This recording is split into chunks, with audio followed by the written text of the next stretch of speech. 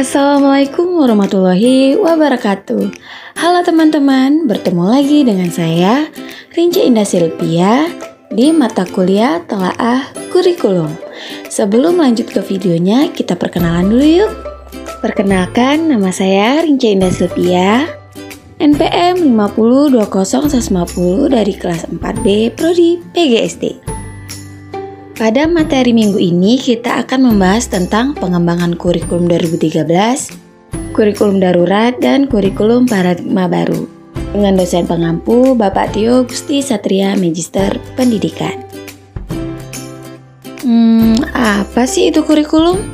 Kurikulum merupakan seperangkat pengaturan dan rencana mengenai tujuan, isi, dan materi pelajaran serta cara yang digunakan sebagai pedoman kegiatan pembelajaran guna mencapai tujuan pendidikan.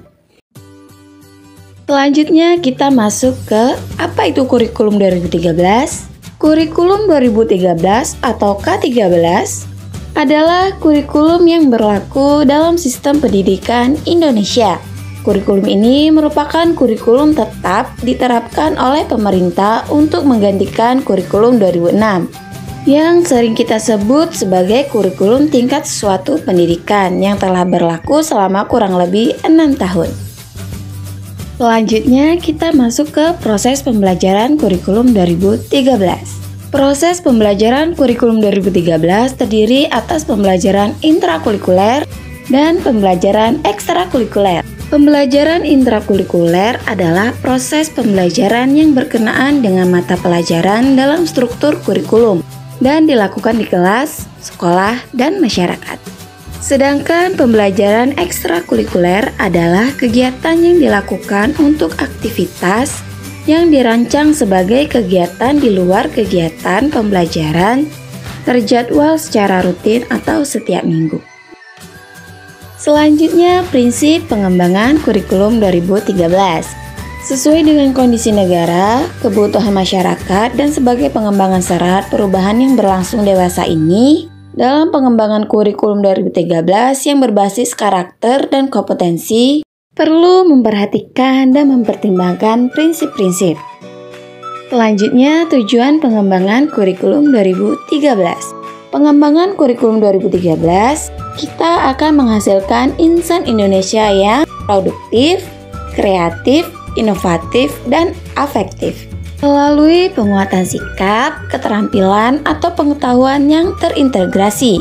Kurikulum 2013 memungkinkan para guru menilai hasil belajar peserta didik dalam proses pencapaian sasaran belajar yang mencerminkan penguasaan dan pemahamannya terhadap apa yang dipelajari. Berikut mata pelajaran dan alokasi waktu di kurikulum 2013.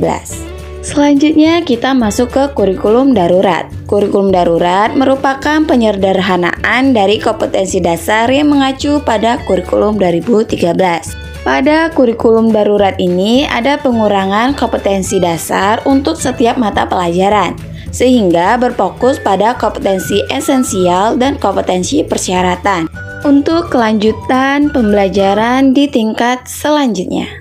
Kurikulum darurat merupakan kebijakan yang diambil pemerintah melalui Kementerian Pendidikan dan Kebudayaan untuk meringankan kesulitan belajar selama pandemi ini. Kurikulum darurat ini dapat diterapkan untuk jenjang pendidikan anak usia dini seperti PAUD, SD, SMP, SMA, dan juga SMK. Pelaksanaan kurikulum darurat bertujuan memberikan fleksibilitas bagi satuan pendidikan dalam menentukan kurikulum yang sesuai dengan kebutuhan pembelajaran peserta didiknya. Yang terakhir yaitu kurikulum paradigma baru.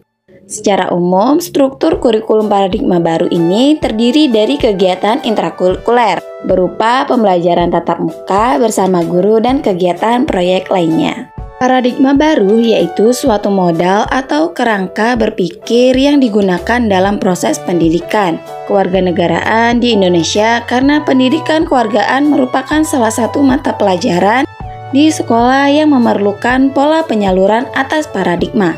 Paradigma baru dirancang berdasarkan prinsip pembelajaran yang terdiferensiasi sehingga setiap siswa belajar sesuai dengan kebutuhan dan tahap pengembangannya. Maka dari itu, perlu adanya penyesuaian dan sinkronisasi pada proses pembelajaran di sekolah. Lalu, apa sih fungsi kurikulum itu? Kurikulum merupakan alat dalam mencapai tujuan pendidikan. Jadi, kurikulum ialah program pendidikan dan bukan program pengajaran. Sehingga program itu direncanakan dan dirancang sebagai bahan ajar dan juga pengalaman belajar.